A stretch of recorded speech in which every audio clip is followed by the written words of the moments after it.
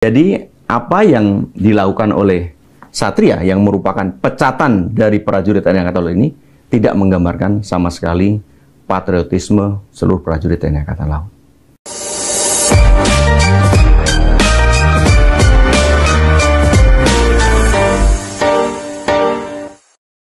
Baik, dan Bapak-Bapak untuk memperkaya bagaimana diskusi kita, kita juga akan menampilkan ini ada berbagai statement ini dari anggota DPR RI Amelia Anggraini. Negara tidak boleh mengabaikan ketentuan hukum hanya karena alasan kasihan, sebab hal tersebut dapat merusak wibawa hukum dan merugikan kepentingan nasional. Setuju ya Pak ya, jangan hanya karena kasihan seperti itu. Kemudian dari TB Hasanuddin, ini ex-jenderal yang juga sekarang menjadi anggota DPR RI. Apabila yang bersangkutan kehilangan status WNI-nya, maka bukan jadi kewajiban bagi pemerintah Indonesia untuk memberikan perlindungan.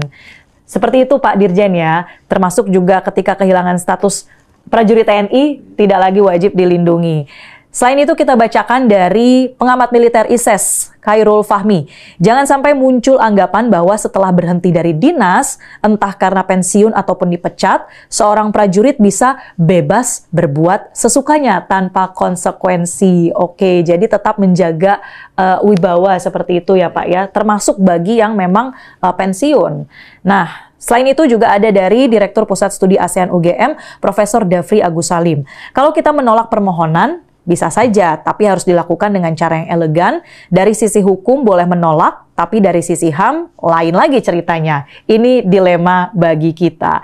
Nah, kita akan coba tanggapi begitu ya secara lebih komprehensif.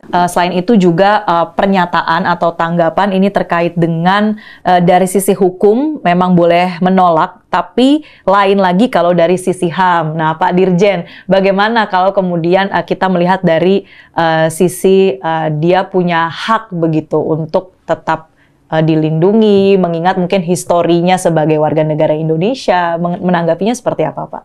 Ya, terima kasih Mbak Marcel. Jadi ini menarik ya, ada beberapa pihak yang menyatakan bahwa ketika kita kemudian responnya sangat strict, kita taat dengan aturan hukum kita, perundang-undangan kita, dianggap kita nggak toleran dengan HAM-nya, hak asasi manusianya dan lain sebagainya. Saya ingin sampaikan bahwa Undang-Undang Dasar 1945 kita, konstitusi kita itu sangat menjunjung tinggi hak asasi manusia. Bahkan ketentuan mengenai status kewarganegaraan itu diatur dalam dua pasal, 28D dan 28E. Seseorang berhak menentukan memilih statusnya, dan seseorang juga berhak dia untuk keluar dan tetap terus untuk berada di warga negara Indonesia atau negara lainnya gitu. Tapi ketika itu hak asasi itu diberikan, jangan lupa bab hak asasi manusia yang ada dalam konstitusi kita itu diatur dari 28A sampai 28J. Ada 10 pasal. Yang menarik di 28J, pelaksanaan hak asasi manusia harus memperhatikan dan menaati peraturan perundang-undangan. Aspek kemanusiaan dan lain sebagainya. Dan pelaksanaan hak asasi manusia juga harus memperhatikan adanya kewajiban asasi manusia. Jadi inilah yang mungkin perlu ingin saya sampaikan, bahwa konsep hak asasi manusia yang dianut di negara kita berhadapan dan berbarengan dengan kewajiban asasi manusia juga. Ketika si A ingin kita perhatikan hak asasi manusia, kita juga harus memperhatikan ratusan juta penduduk Indonesia yang punya juga hak asasinya. Jadi dia punya kewajiban gitu. Nah, ini juga yang harus dipertimbangkan gitu. Dan tentu aspek-aspek keamanan, keselamatan, dan lain sebagainya menjadi hal yang menjadi atensi bagi kita semua. Ketika seseorang itu bergabung untuk menjadi pekerja di perusahaan asing, baik itu BUMN-nya negara asing atau enggak, kita tidak terlalu mempersoalkan. Tapi ketika dia gabung ke sebuah negara, dia jelas-jelas menjadi kombatan gitu ya.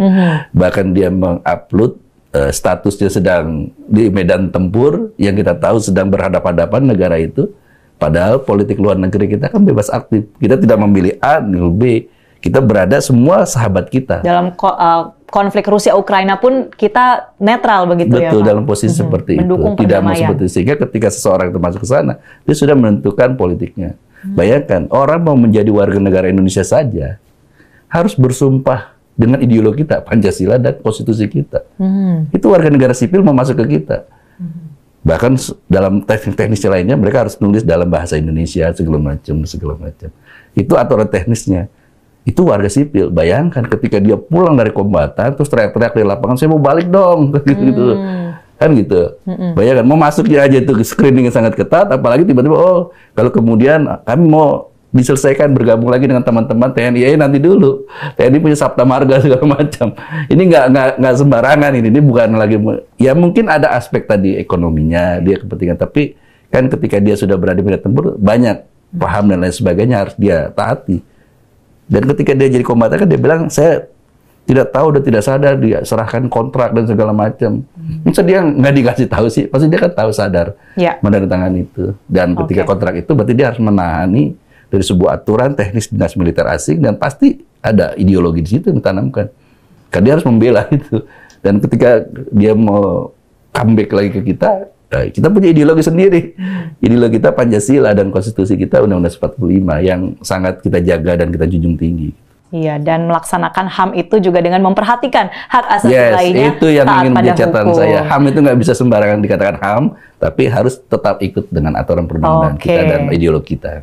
Ya, walaupun kasus ini tadi Pak Tunggul katakan ini menjadi suatu kasus yang unik atau baru terjadi di Indonesia, tapi sebetulnya ini bukan hanya terjadi di Indonesia, Bapak-bapak, karena ya mungkin yang serupa begitu ya pernah terjadi terhadap seorang mantan anggota kepolisian di Brazil.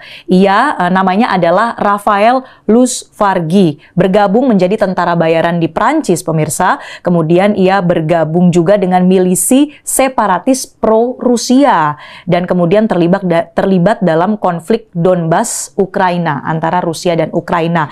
Tapi kemudian hasilnya atau akhirnya ia dihukum oleh Ukraina, ditetapkan sebagai anggota teroris, dipenjara dan juga, nah ini yang menarik, dikembalikan ke Brazil tapi kemudian dihukum karena kepemilikan amunisi. Nah ini salah satu contoh, mungkin kedepannya bisa menjadi studi kasus juga begitu ya Bapak-bapak. Tapi kalau kita melihat ternyata ini satu ya bisa dikatakan ancaman begitu ya bagi terutama dalam konteks militer. Nah, pesan dari Pak Tunggul menanggapi ada ini bukan suatu kasus yang unik, bukan hanya di Indonesia tapi di luar juga terjadi, bagaimana Pak? Ya, pada saat terjadi perang ya yang melibatkan katakan dua negara, maka di situ akan berlaku yang disebut dengan hukum humaniter atau hukum perang. Yang diberlakukan kepada siapa? Yaitu kepada militer reguler suatu negara.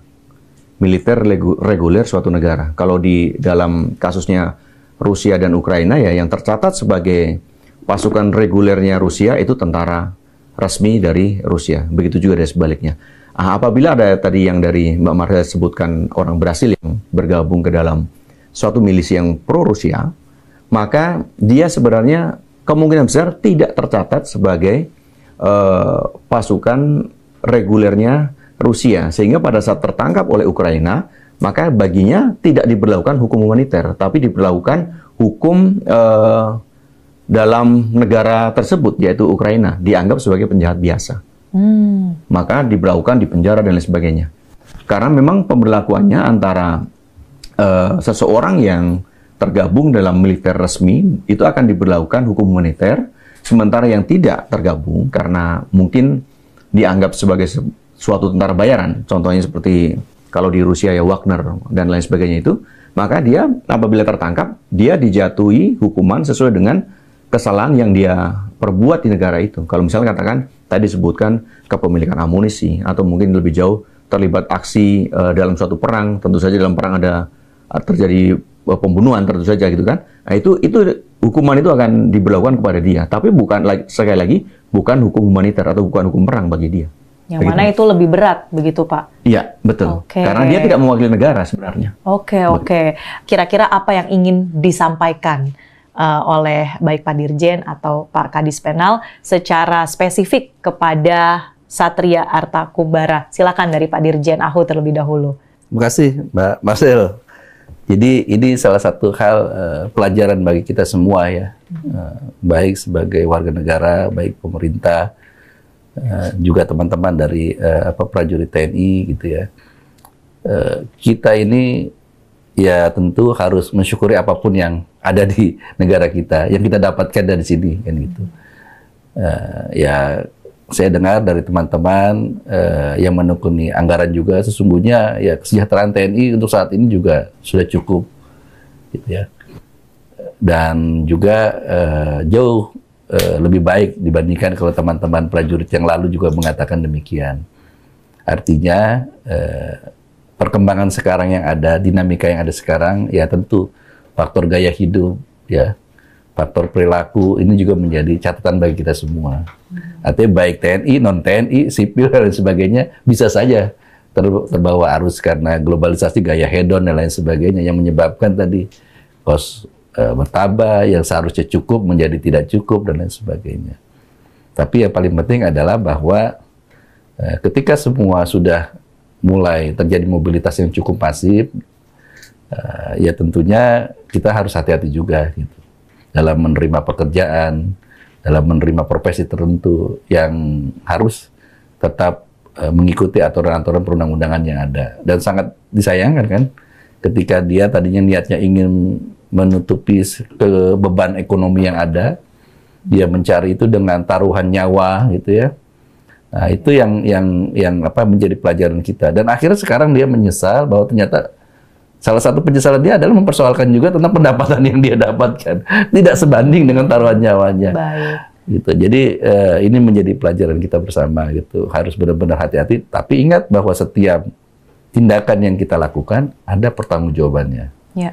Gitu. Jadi ketika dia memilih ya hal yang harus dia lakukan itu, ya tentu dia harus bertanggung jawab atas risiko dan konsekuensi yang dia dapatkan gitu ya, termasuk diantaranya kehilangan status kewarganegaraannya. Nah, ini yang menjadi pelajaran kita bersama. Saya pikir itu, Mbak Marcel. Baik, Pak Kadis Penal, silakan Pak. Iya, Mbak. Jadi saat ini ya, Mbak ya, TNI Angkatan Laut itu personelnya kurang lebih ada 74.000. Satria ini 1 orang. 1 dari 74.000 itu ketemunya menurut saya hanya 0,001 sekian persen. Jadi apa yang dilakukan oleh Satria yang merupakan pecatan dari prajurit TNI Angkatan Laut ini tidak menggambarkan sama sekali patriotisme seluruh prajurit TNI Angkatan Laut. Kemudian yang disampaikan oleh Pak Dijen Ahu tadi benar, bahwasanya prajurit TNI itu sekarang ini sudah yang pertama well trained, dilatih dengan baik. Yang kedua well equipped, dilengkapi dengan baik. Dan yang ketiga Pak, sudah well paid, yaitu digaji dengan baik. Jadi ini bukan isu soal kesejahteraan prajurit sebenarnya Pak? Kalau ya, saya sependapat, ini bukan merupakan isu tentang kesejahteraan prajurit, bukan.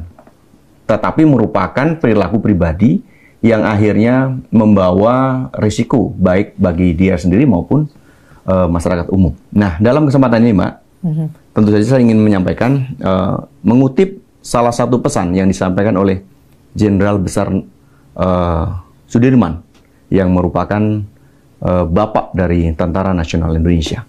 Beliau menyampaikan, ini penting buat saya, buat seluruh prajurit TNI Angkatan Laut, TNI, maupun untuk mengingatkan kepada seluruh warga negara Indonesia. Beliau menyampaikan bahwasanya prajurit Indonesia bukan prajurit sewaan. Bukan juga prajurit yang menjual tenaganya karena hendak merebut sesuap nasi. Dan bukan pula prajurit yang mudah dibelokkan haluannya karena tipu dan nafsu kebendaan. Tetapi merupakan prajurit Indonesia adalah dia yang masuk ke dalam tentara karena keinsafan jiwanya atas panggilan Ibu Pertiwi dengan setia membaktikan raga dan jiwanya bagi keluruhan bangsa dan negara. Gitu, Pak. Terima kasih. Wow, saya merinding loh Pak dengar pesan dari Jenderal Besar Sudirman ya yang dibacakan tadi, luar biasa Bapak. Nah, oke, sebelum kita menutup podcast kita, Bapak-bapak, kita akan membacakan nih ada polling di mana followers dari Kementerian Hukum ini netizen sudah memberikan tanggapan mereka. Kita buka ada 2 pertanyaan ya di media sosial. Ini yang pertama, pertanyaannya, menurut kamu apa motivasi seseorang seperti Satria ikut perang di luar negeri? Ini ada 4 pilihan dan yang paling banyak ternyata adalah karena desakan ekonomi. Oke, ada 58% nih Pak yang memang melihat motif ekonomi ini jadi yang terbesar.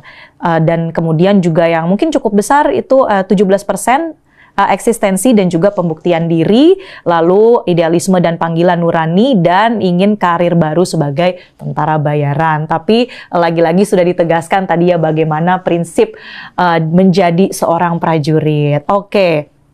Kemudian pertanyaan yang kedua, kita lihat pertanyaannya, kalau kamu punya teman yang jadi relawan perang di luar negeri, kamu akan, nah yang paling banyak ini akan khawatir karena berbahaya dan bisa nggak jadi WNI lagi. Kurang lebih terbukti begitu ya Pak, dalam kasus ini tidak lagi menjadi warga negara Indonesia. Tapi yang keren itu, gimana Pak? Punya nyali yang 30%. Oh iya nih, ini yang menarik, yang 30% justru ya Pak, karena bangga. Karena ia punya nyali dan juga empati. Dan selain itu juga ada nih Pak yang udah punya kesadaran nih untuk melaporkan ke pihak yang berwenang. Oke, mulai tenang nih Pak Dirjen Ahu ya. Karena ada 15% yang memberikan polling ini ingin melaporkan.